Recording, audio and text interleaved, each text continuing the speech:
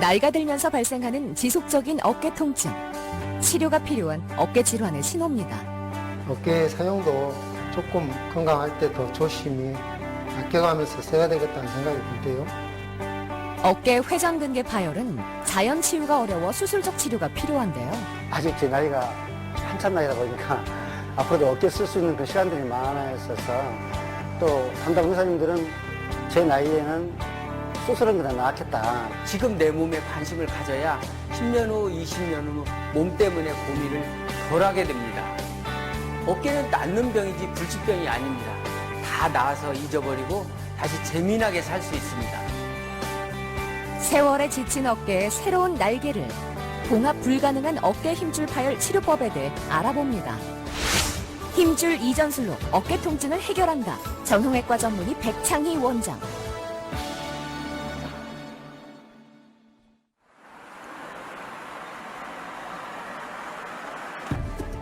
나이가 들면서 어깨를 움직이는 근육이 반복되는 손상이나 마모에 의해 찢어지기도 합니다.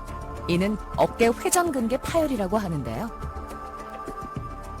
어깨가 막 쑤시는 듯한 아픔이 와서 고통이 너무 심해가지고 지금 왔거든요. 네. 그 전에도 약간의 통증이 있었지만은 이제 그런 통증이 올 때마다 이제 병원에 가서 물리치료 받고 또 약을 먹으면서 이제 그렇게 버텨왔는데 갈수록 더 심해진 그런 통증을 느껴가지고 다시 병원에 오게 됐습니다. 고완영 씨는 팔을 위로 올리고 뒤로 돌릴 때 심한 통증을 느껴왔습니다. 제조업을 오랫동안 해오셨던 분이니까 팔을 많이 쓰셨겠죠. 그런데 어깨 힘줄이 대부분 떨어져도 통증들을 많이 못 느끼고 살거든요.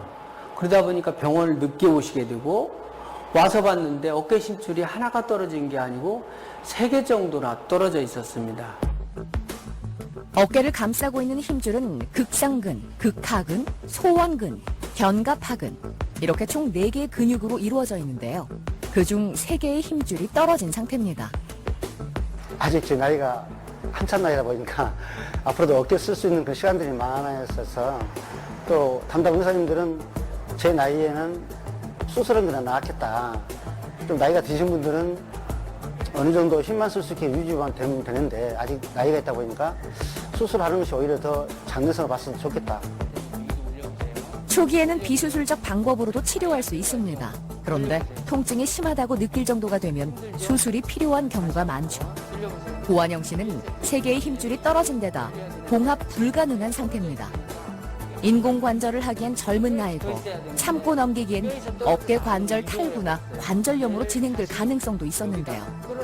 백창희 원장은 손상된 힘줄의 역할을 대신할 다른 힘줄을 이전하는 광배근 이전술을 준비했습니다. 그래서 다시 가져올 수가 없단 말이에요. 사실 어깨 속의 힘줄은 3개나 떨어져서 안으로 멀찌감치 말려 들어가 있는데 그동안 뭐 통증 치료가 무슨 의미가 있겠어요. 원인은 떨어진 힘줄을 제자리에 끌어다가 붙여줘야 되는데 힘줄은 그대로 둔 상태에서 밖에서 뭐 통증 주사나 물리치료나 침이나 이런 보존적인 치료가 아무런 의미가 없었겠죠. 없어져 버린 견갑하근 대신에 역할을 대신할 힘줄이 필요한데 이 힘줄이 등에서부터 와서 팔에 붙어 있는 이 광배근을 떼서 어깨 쪽으로 위로 옮기게 됩니다. 그래서 등에서부터 왔기 때문에 팔을 안으로 돌리는 역할을 하겠다는 생각에서 착안을 해가지고 요 힘줄을 떼서 견갑하근 대신에 역할을 하도록 이전술을 해줬더니 이분들이 팔을 안으로 돌리는 역할도 잘하게 되고 또 오랫동안 지켜본 결과 어깨가 빠져서 생기는 관절염도 훨씬 줄어든 것을 발견하게 됐습니다. 어깨 힘줄의 퇴행 정도가 심하거나 수술 후 재파열이 되었을 때 봉합 불가능한 경우가 생깁니다. 4개 힘줄 중에서 3개나 떨어져서 왔어요. 근데 힘줄이 떨어졌는데 도저히 봉합할 수 없을 정도로 안으로 깊이 말려 들어가 있고 또 이 맨 앞에 있는 팔을 안쪽으로 돌리는 견갑하근이 또 떨어져서 너무 다 말라버렸어요. 이 하얀 게 패치입니다, 패치. 이게 약해요. 그러니까 이걸 덧대가지고 아주 두껍게 만들 겁니다. 이전할 힘줄 위에 인공인대 패치를 더듬혀 두껍게 보강합니다.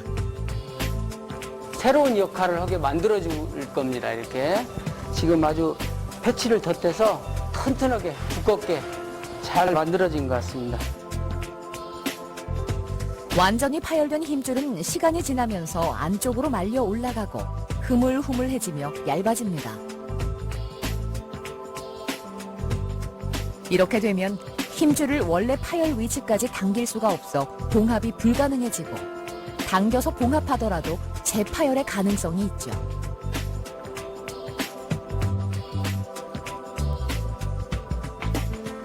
수술을 통해 등 근육인 광배근을 이전해 견갑하근 힘줄의 역할을 대신하게 됐습니다. 다행히 MRI에서 보았던 소견보다도 직접 수술 중에 내시경으로 보면서 잡아다니니까 제자리로 잘 끌려 나와서 아주 성공적으로 수술이 잘 마친 것 같습니다.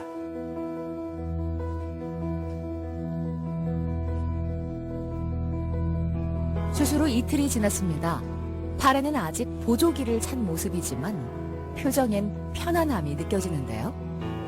수술이라 하니까는 먼저 겁도 났는데 일단은 편안한 마음으로 통증도 별로 이렇게 못 느꼈고 너무 좋습니다. 그래서 수술 이틀 됐는데 활동할 수 있다는 자체가 너무 좋습니다.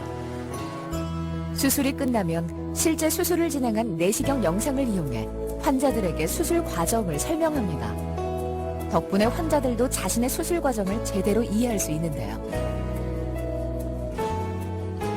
영상과 동시에 설명해 주신 그 모습이 참 영화를 볼 때 신뢰가 가고 또 직접 했던 그 모습들을 보여주면서 설명해 주니까 환자로서는 더 이해가 빨리 오는 그런 느낌을 받았습니다.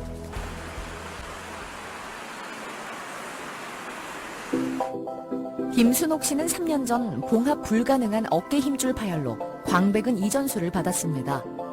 지금은 다시 일상으로 돌아가 딸기 농사를 짓고 있는데요. 오랜만에 경과를 확인합니다.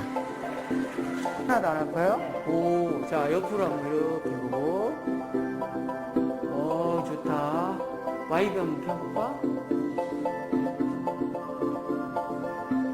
자, 이렇게 해서, 이분이 64세 분이신데, 뭐 지금도 딸기 농사도 질 만큼 일을 왕성하게 하시는 분인데, 3년 전에 오셨을 때는 팔에 힘도 없고, 뭐 그래서 뭐 물건을 들어서 좀 어깨 높이 이상으로 들어 올리려는 것도 힘도 들고, 또 우선 L에서 못 살겠다고 이렇게 얘기하셨습니다. 위에 힘줄도 없는데 이렇게 없는데 얘가 아주 팽팽하게 이게 왼쪽이에요. 이게 아주 잘 돼 있으니까 지금 통증도 없고 이렇게 좋으신 거야. 안 아프다고 그러잖아요. 지금. 보면 우리가 뼈를 움직이는 심줄은 이렇게 까맣게 있어야 됩니다. 이렇게. 그런데 이분 심줄 하나가 원래는 이렇게 크게 있어야 되는데 이게 떨어진 지가 너무 오래됐다 보니까 힘줄이 다 오그라들고 봉합은 이건 할 수 없거든요. 이 정도는 이 힘줄을 쓸 수가 없어요. 그래서 이런 경우에 아래 두 개는 썽썽한데 힘줄이 없으니까 뼈가 이 위에 쪽으로 빠져나오게 되잖아요. 견갑하근이 파열된 상태에서 광배근 이전술을 받았습니다. 당시엔 봉합이 어려울 정도로 심각한 상태였는데요. 왼쪽을 보니까 뭐 통증도 하나도 없고 일도 잘하고 전혀 불편도 없다고 그러시잖아요. 그래서 힘줄 이식술을 한 것이 아주 성공적인 선택이었던 것 같습니다. 좋은 경과를 위해선 재활치료와 관리도 중요합니다. 지속적인 재활운동으로 어깨를 회복하고 어깨에 무리를 주지 않은 관리가 필요한데요. 꾸준히 관리한 덕에 통증 없이 편안한 생활이 가능해졌습니다. 더 이상 통증으로 얼굴 찌푸릴 일은 없어졌죠.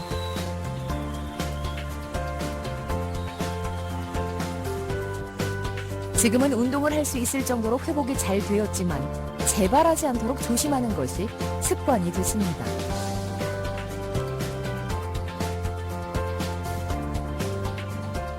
그리고 수술하고 나서는 이제 왼쪽 어깨를 하는 게 좀 많이 안 썼지, 오른쪽보다. 수술해도 탈락하고 싶어서 뭐지 이렇게 많이 안 썼다니까. 자연적으로 아픈 데는 힘을 안 주고 안 아픈 데 힘을 많이 든다니까.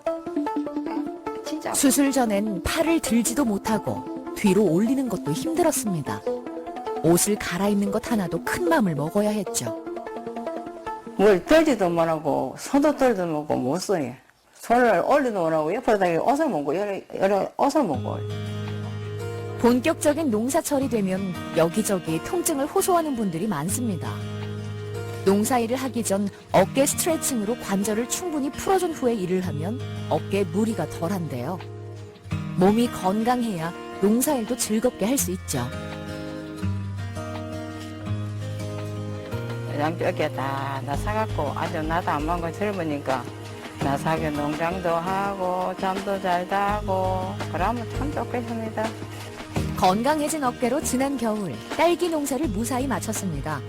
어깨가 회복되지 않았다면 농사일을 하기 어려웠을 텐데요. 김순옥 씨의 아픈 어깨가 펴지니 딸기 농가에도 활력이 찾아왔네요.